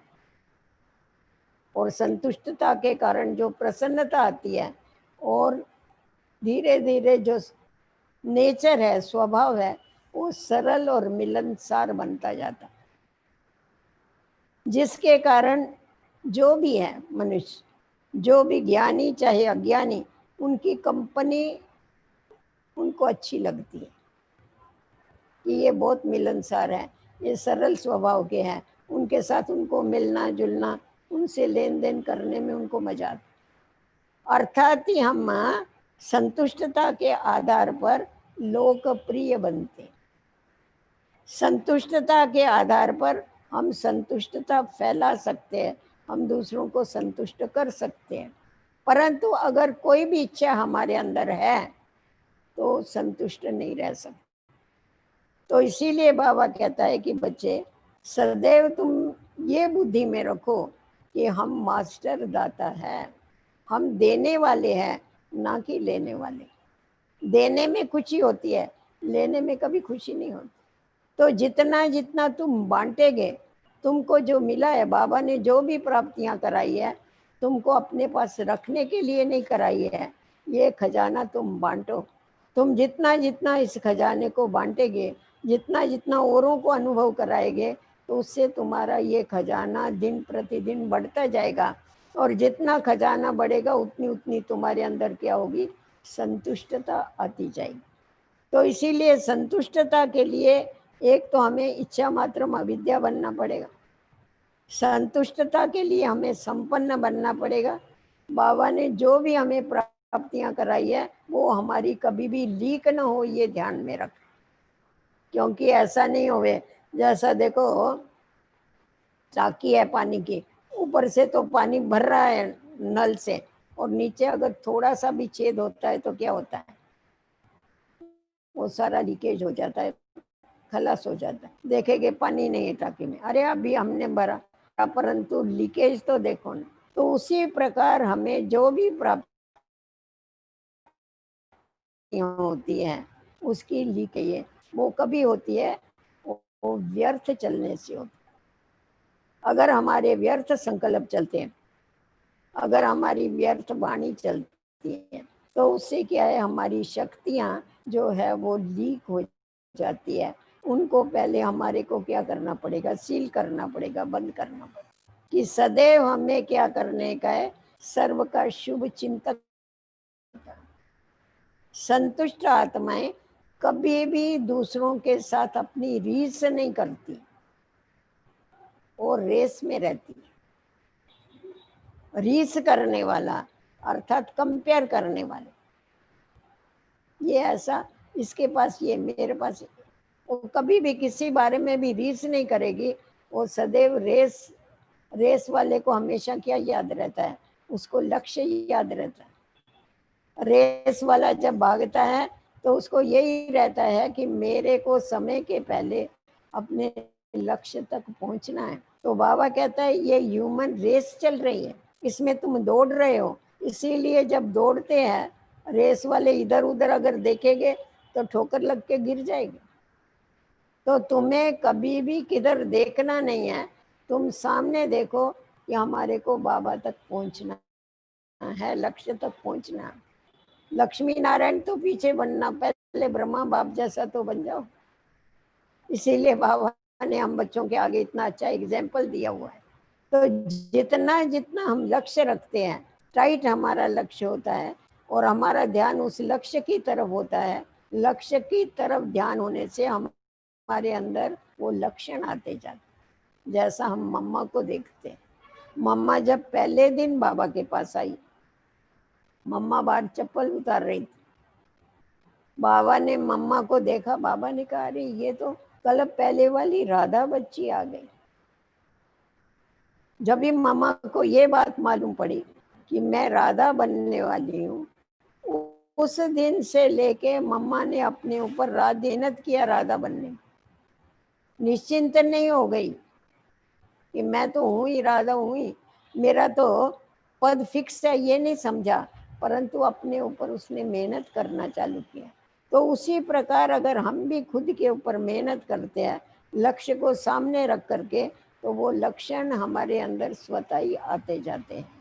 और जैसे जैसे हमारे अंदर लक्षण आते जाएंगे, वैसे वैसे हम आत्माएं औरों के लिए एग्जाम्पल बन सकें। तो सदैव संतुष्ट रहे, इसलिए हमें इच्छा मात्रम अविद्या बनना है। किसी भी प्रकार की इस दुनिया की हमारे अंदर इच्छा नहीं रहनी चाहिए। कहाँ भी हमारा बुद्धि का योग किसी से भी नहीं होना चाहिए सिवाय एक बाप के। क्योंकि बाबा हम बच्चों को सर्व प्राप्तियां करा रहा है, तो जब बाबा के द्वारा हमें सर्व प्राप्तियां हो रही है, तो हमारे को बुद्धि के योग को भटकाने की आवश्यकता नहीं है। तो इसीलिए सदैव योग के ऊपर अगर हम अटेंशन देते हैं, तो धीरे धीरे हमारे अंदर क्या होती है, सर्व प्राप्तियों की जो खुशी है। हमेशा रिवाइज करो, बाबा कहता है इमर्ज रूप में रखो बाबा से जो तुमको मिला है, मर्ज रूप में नहीं। बुद्धि में तो पड़ा है बाबा से हमें ये मिला ये मिला, नहीं, बाबा से क्या क्या मिला है उसको इमर्ज रूप में रखो। तो सर्व प्राप्तियां जब इमर्ज रूप में होती हैं, पर आता है प्रसन्नता आती है, खुशी आती है, संतुष्टता आती है। और संतुष्टता जब हम खुद से संतुष्टता के लिए हमें क्या करना है, पढ़ाई की तरफ फुल ध्यान देना है, श्रीमत के ऊपर पूरा चलना है। जब हम खुद श्रीमत के ऊपर पूरा चलते हैं और पढ़ाई की तरफ हमारा अटेंशन रहता है, तो हमें एक सेटिस्फेक्शन रहता है कि बाबा जो बोलता है वो हम कर रहे हैं, तो हम आत्मा से संतुष्ट बनती जाती। अगर हम खुद के ऊपर ध्यान नहीं देते हैं, बाबा के श्रीमत का उल्लंघन करते हैं, मर्यादाओं पर नहीं चलते, तो हम खुद के पुरुषार्थ से खुद संतुष्ट नहीं हो सकते। फिर हम कहते हैं अरे बाबा जो बोलता है उतना नहीं कर रहे। नहीं, हमें ये दृढ़ संकल्प करना है कि कुछ भी हो जावे, बाबा की जो श्रीमत है हमारे को उस श्रीमत के ऊपर चल करके बताना ही है। हम नहीं चलेंगे तो कौन चलेंगे, क्या दूसरे आने वाले? तो इसीलिए जो मर्यादाओं पर चलते हैं, जो ईश्वरीय श्रीमत पर चलते हैं, वो सदैव अपने पुरुषार्थ से संतुष्ट रहते। उसके बाद बाप को भी हमें संतुष्ट करना है, बाबा का आज्ञाकारी वफादार फरमाबरदार बन के चलना। बाप ने हमें बाप के रूप में क्या आज्ञा की है? निरंतर मेरे को याद करो। जब निरंतर बाबा की जो याद है अगर वो बनी रहती है हमारी, भूलते याद करते, भूलते याद करते, बाबा कहते हैं नहीं, टेव डालो तुम। जितना जितना तुम मेरी याद में रहेंगे उतना उतना तुम्हारे को बाबा के द्वारा सर्व प्राप्तियां होती रहे। वो हमारा बाप भी है, इसीलिए जो भी आ गया वो करे, वो हमें उसको फॉलो करना। इसमें अपनी मनमत नहीं चलानी। बाबा तो साकार में थे, कहते थे बच्चे कोई भी डिफिकल्टी होवे तो मेरे से आके पूछ सकते तुम, कि बाबा ये डिफिकल्ट लगता है हमारे को, आपने जो आज्ञा किया। वो टीचर है तो हमारा पढ़ाई के साथ इतनी लगन होनी चाहिए।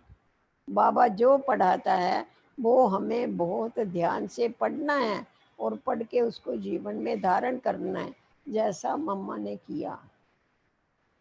मम्मा की पढ़ाई से कितनी लगन थी, मनमोहिनी दीदी की कितनी लगन थी पढ़ाई से।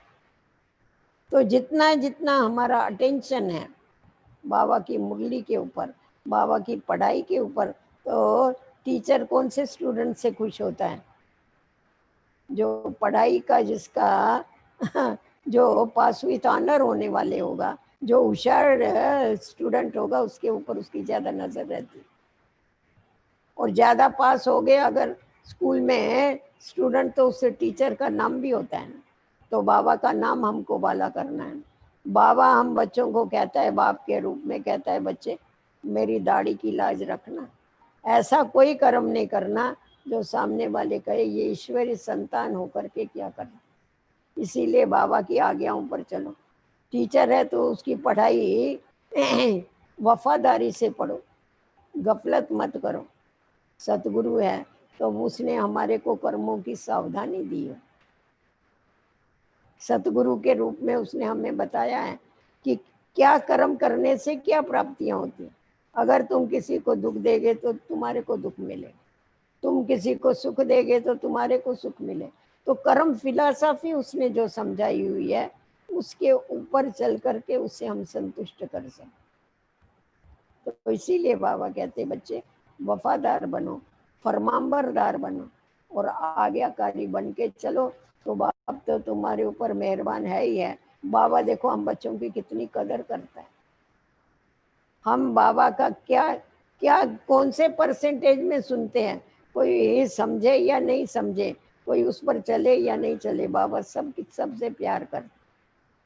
आप माला में देखेंगे तो माला का जो फर्स्ट नंबर का मन का होता है वो भी फूल के नज़दीक होता है, और लास्ट नंबर का जो मन का होता है वो भी फूल के नज़दीक होता है। बाबा कहता है भले लास्ट नंबर वाला है पर उसमें ये तो विशेषता है ना, उसने मेरे को तो पहचाना है ना, फोटो में कोई आत्मा तो है ना वो। तो बाबा देखो हम बच्चों के ऊपर कितना रहम करता है, बाबा हम बच्चों को कितना प्यार करता है। अगर ये घड़ी घड़ी हम अंदर ही अंदर रिवाइज करते रहे तो कोई असंतुष्टता की बात ही नहीं होती। सदैव संतुष्ट रह सकते हैं, संतुष्टता का वातावरण फैला सकते हैं, असंतुष्ट होने की कोई बात होती नहीं। और जब हम संतुष्ट रहते हैं तो और भी हमें देख करके संतुष्ट होते जाते। कोई कोई आत्माएं खुद से ही संतुष्ट नहीं होती हैं, उनके संस्कार संतुष्टता के नहीं होते, असंतुष्ट हो गए। कितना भी मिलेगा वास्तव में देखा जाए तो स्थूल प्राप्तियां भी जो है, जिसके अंदर संतुष्टता है ना, उसको कुछ भी नहीं होगा ना, उसके पास उस जैसा राजा कोई नहीं। इसलिए कहते हैं सबसे बड़ा धन है संतुष्टता। जिस समय संतुष्टता का धन आ जाता है तो सारे धन उसके आगे धूड़ के समान है। तो बाबा ने हमें संतुष्टता का गुण सिखाया है। अगर हम उसको धारण करके चलते हैं तो वो हमारी पर्सनैलिटी में आता है, हमारे चेहरे पर आता है, हमारी वाणी में आता है, हमारे कर्म में आता है। वो लेवता नहीं होता है, वो देवता होता है, देने वाला होता है। उसमें से अनुभव होता है कि ये देने वाली आत्मा है, इसको किसी से भी लेने की कोई इच्छा नहीं है। तो इसीलिए ये दो बातें हमें ध्यान में रखनी है। बाबा कहता है तुम जैसा वो पोजीशन में रहते हैं लोग पर्सनैलिटी वाले, वैसी तुम्हारी जो हाईएस्ट पोजीशन है उस हाईएस्ट पोजीशन में रहो। हम किसके बच्चे हैं? सर्वशक्तिवान के। अपने पोजीशन में रहेंगे तो माया का अपोजिशन खलास हो जाएगा। अगर पोजीशन में नहीं रहेंगे तो माया का अपोजिशन होगा। तो इसीलिए अपने पोजीशन में रहो, अपनी प्यूरिटी की पर्सनैलिटी बनाओ और संतुष्टता की पर्सनैलिटी बनाओ। कभी भी असंतुष्ट होने की बात नहीं है। जो संतुष्ट आत्मा है वो एक रस रहती, असंतुष्ट नहीं है, एक रस हो गई ना स्थिति।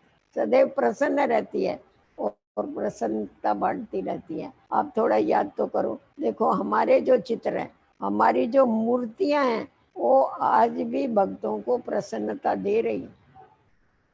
लोग घर में भी मूर्तियां रखते हैं, मंदिरों में क्यों जाते, क्यों धक्के खाते हैं? दर्शन करके मन प्रसन्न होता है। तो हमारी जड़ मूर्तियों में भी इतनी ताकत है। कोई दुखी और अशांत आत्माएं जाती है तो उनको प्रसन्नता का वरदान देती है।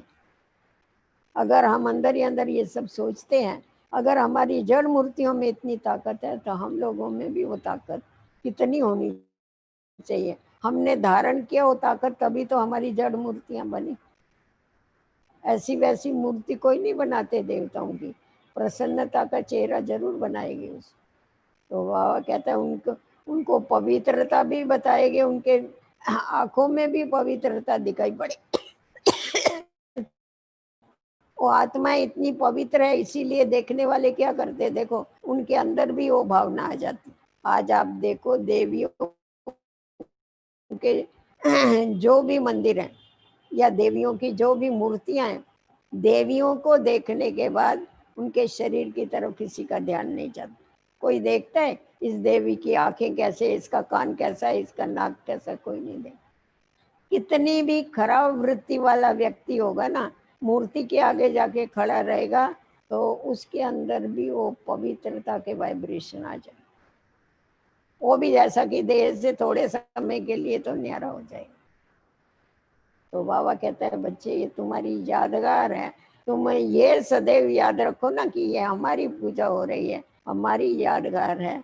तो देखो तुम्हारे अंदर वो जो संस्कार है जो मर्ज हो गए हैं वो वापस इमर्ज हो जाएगी और तुम बच्चे बाप का नाम बाला कर सकेगी। अगर हमारे अंदर कोई इच्छा होगी ये चाहिए ये चाहिए तो हम बाप का नाम बाला नहीं कर सकते। फिर चाहे प्रवृत्ति में रहो चाहे सेवा स्थान में रहो, संतुष्टता की जीवन में बहुत बहुत आवश्यकता है। तो जैसे पवित्रता है उसी अनुसार संतुष्टता भी है ही है। ये दोनों भी बातों का हमें बैलेंस रख करके, इन दोनों बातों को जीवन में धारण करके बाबा का नाम बाला करना है, ये अपने साथ प्रण करना चाहिए। ओम शांति। ठीक है पारू बहन, कहाँ गई पारू बहन? दीदी ओम शांति। पारू बहन को सामने लाओ भाई, ये देखो आई। ठीक है पारू, हाँ दीदी। आवाज नहीं आ रही, दीदी ओम शांति। आवाज नहीं आ रही पारू बहन की। तुम बंद किया आपने? दीदी ओम हाँ, शांति। अभी बताओ। ओम शांति दीदी, थैंक यू ठहरो थैंक ठहरो यू। ठहरो, हाँ बोलो। दीदी निकालो पट्टा बस, हम नहीं आवाज नहीं आ रहा अभी। हाँ बोलो।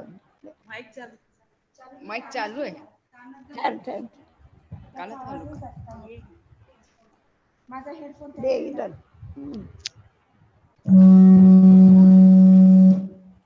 दीदी ओम शांति। ओम शांति। राखी ले पारू, हाँ दीदी। राखी बांधती मैं आपको। हाँ थैंक यू दीदी, थैंक यू। हाँ, हाथ सामने करो। हाँ दीदी, हाँ उसको हाँ। लगा मेरे सामने। हाँ दीदी। अच्छा, हाँ ले ले हाथ ले। लो दीदी, हाँ। क्या? हाँ हाँ, थैंक अच्छा यू अच्छा दीदी, अच्छा थैंक अच्छा, यू। हाँ ये हाँ दीदी। आपको राखी, हाँ दीदी। फिर ये राखी की टोली। हाँ हाँ, थैंक यू दीदी। आज ऐसा लग और रहा है जैसे हम लोग मधुबन में बैठे हैं। हाँ तो मधुबन में तो बैठेगी ना जरूर। हाँ। कहाँ गया ये तिलक लगाने का? तिलक भी हाँ लगा रही थी। हाँ तिलक लगाओ। हाँ दीदी, हाँ हाँ। लगा तिलक? हाँ दीदी। लग गया। लगा ना? हाँ हाँ। अभी वरदान लो, वरदान। हाँ दीदी दो। बाबा का वरदान लो। ये हाँ देखो दीदी। वरदान। हाँ हाँ हाँ। देखो क्या दीदी वरदान आया। आप दे साक्षी और वाले, दे की सहारा वाले सुनो, सब याद कर रहे हैं। हाँ आपका वरदान सुनो। हाँ हाँ आप दीदी। दे और दे की पुरानी दुनिया और संबंधों से सदा ऊपर उड़ने वाली इंद्रप्रस्थ निवासी हो। सुना? हाँ है दीदी, ना? हाँ। दो हाँ ये दीदी। कड़ी राखी। दीदी ये देखो ये सब भाई बहनों के लिए राखी। हाँ दीदी, हाँ दीदी हाँ। हम लोग भी आपको राखी देखा? बांध रहे हैं, डायमंड की। ये देखो भाई बहनों के लिए, सबके लिए राखी। हे बघा राखी बघा, हाँ किती छान आहे। सब बड़ी ना। राखी देखी? दीदी हम देखी भी बड़ी राखी? डायमंड की राखी बांध रहे हैं। दीदी आपका आवाज ऐसे नहीं जाएगा, तो माइक से जाएगा। देखो माइक से मोबाइल। जाएगा चलो ना, माइक लगा जा। उधर लगा, उधर जा ना तू। क्या कर? अच्छा, शीला तुम भी बात करो ना दीदी से। कहाँ गई है शीला? शीला किधर है? हाथ ऊपर करो शीला। शीला दीदी से बात करो, शीला बहन। सामने राखी बांध। आइए आइए अभी सामने। ओम शांति करना ओम दीदी को। शांति। हाँ हाँ। आवाज नहीं आ रही तेरी। ओम शांति करना शीला। माइक चालू करो तेरा, तेरा माइक। ओम शांति दीदी। ओम शांति, ओम शांति, ओम शांति, ओम शांति। या बहुत सुंदर, ठीक है ना? खुश हो गए। खुश हो गए ना? खुश तो होना ही चाहिए ना। संतुष्ट हो गए। बहुत सुंदर क्लास किया दीदी, थैंक यू। थैंक यू सबको, थैंक यू। आप लोगों को भी थैंक यू। सबने सुना ना? ओम शांति। ओम शांति। हम ना 1 मिनिट थांब बाबा ना। को याद करो अभी। पारू अभी करे बाबा को याद। ओ विद्या, हाँ? या शाद्यावरून बोल तू। हमको भी बांधनी राखी। राखी बांधना, हमने सबको बांध दिया आप लोगों को। बांधो वापस। भी आपको राखी बांध रहे हैं। ले। दीदी हेलो दीदी, क्या बोलती हो? कहाँ पे हो? मधुबन में हो या बॉम्बे में? मैं बम्बई में हूँ। जातोय ते काय तिकडे येते। मैं बॉम्बे में जब भी महाराष्ट्र वाले आए ना, जब भी ये लास्ट ग्रुप तभी मैं भी लिखा। तबीयत ठीक है ना दीदी? हाँ तबीयत ठीक है एकदम फर्स्ट क्लास। आप लोग कैसे? दीदी? ठीक है? प्लीज हाँ हाँ, ओके ओके। अभी तो बहुत ओके हो गए। अभी क्लास सुन के और ओके हो गए। क्या है? अभी संतुष्ट हो गए दीदी, असंपन्न बन रहे हो आपके। प्रेमा तुम भी बात करो ना दीदी। ओम शांति सब। प्रेमा आइएगा। हमने कौन है? प्रेमा हाँ, ओम शांति प्रेमा कर। प्रेमा क्या है? प्रेमा ओम शांति दीदी, ओम शांति। ओम शांति, ओम शांति। ठीक हो प्रेमा? हाँ दीदी, ओम अच्छे। अच्छे है ना? हाँ हाँ हाँ अच्छे बाबा के बच्चे, अच्छा ही होना चाहिए ना। हाँ, अच्छे दीदी, अच्छे। वेरी गुड, वेरी गुड, बहुत अच्छा।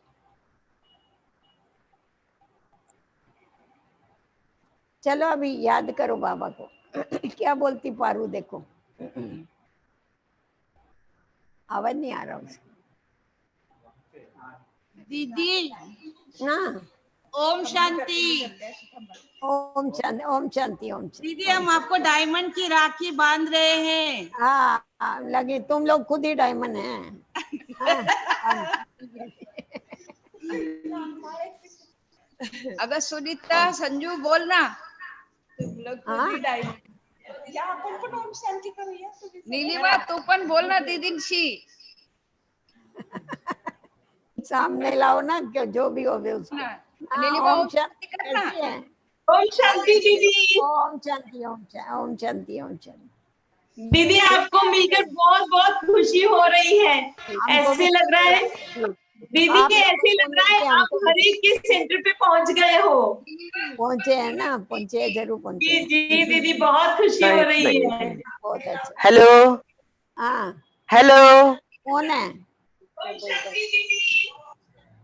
कौन बोल रहा है? नाम बताओ तुम्हारा। खुशी हो रही है। ये अच्छा, ये है, चलो। संजू बहन आ गए हैं। ओम शांति, ओम शांति। हर एक के सेंटर पे पहुंच गए हो। ठीक है। दीदी बहुत खुशी हो रही है। कौन कौन बोलते हैं मालूम? हेलो। हाँ बोलो।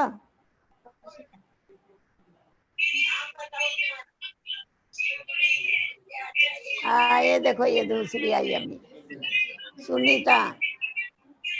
तुम्हारा चालू करो ना माइक, सुनीता, तभी बोलो। हाथ में पकड़ के रखा है, बोलो। ते बोलतात। हेलो। हाँ ओम शांति। ओम शांति दीदी। ओम शांति, ओम ओम शांति, शांति। ओम शांति। हाँ दीदी, ओम शांति। हाँ। सुनील भाई ओम शांति। हाँ हेलो, ओम शांति दीदी। हाँ, उसको सुनाई नहीं पड़ रहा उसको। हाँ ओम शांति दीदी, कैसे हो? बहुत अच्छा, फाइन। तबीयत ठीक है? हाँ हाँ, आप लोग ठीक है? आप लोग हाँ ठीक है ओम ना? शांति। भाई बोला, मैं सुनील को बोला। सुनील भाई ओम शांति, इनको सुनाई नहीं पड़ी। हाँ चलो अच्छा। हेलो। ओम शांति। हाँ ओम शांति, ओम ओम शांति। शांति दीदी, मैं संजीवनी आउंद सांगवी से। हाँ हाँ हाँ, मैं पहचानी ओम तेरे को। कैसी है तू? ठीक है? हाँ ठीक हूँ दीदी, बहुत अच्छा अच्छा। लगा आपको, ऐसे सन्मुख लग रहा है मिलने का। अभी कभी आओ दीदी, हुआ ना, लॉकडाउन आपने होने के बाद आप आओ। हाँ हाँ जरूर जरूर जरूर। हाँ हाँ, ओम शांति, ओम शांति। ओम शांति। पूरा होने के बाद नहीं बोलती, लॉकडाउन होने के बाद। बेचारी बहुत बोली मैंने। अच्छा अच्छा, अभी याद करे बाबा को पारू, अभी पूरा करें।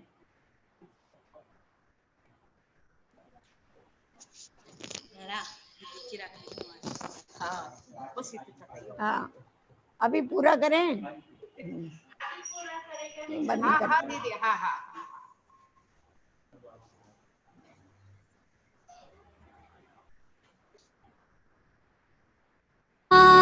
यदा हि धर्मस्य ग्लानिर्भवति भारत, अभ्युत्थानम् अधर्मस्य तदात्मानं सृजाम्यहम्। परित्राणाय साधूनां विनाशाय च दुष्कृताम्। धर्म संस्थापनार्थाय संभवामि संगम युगे।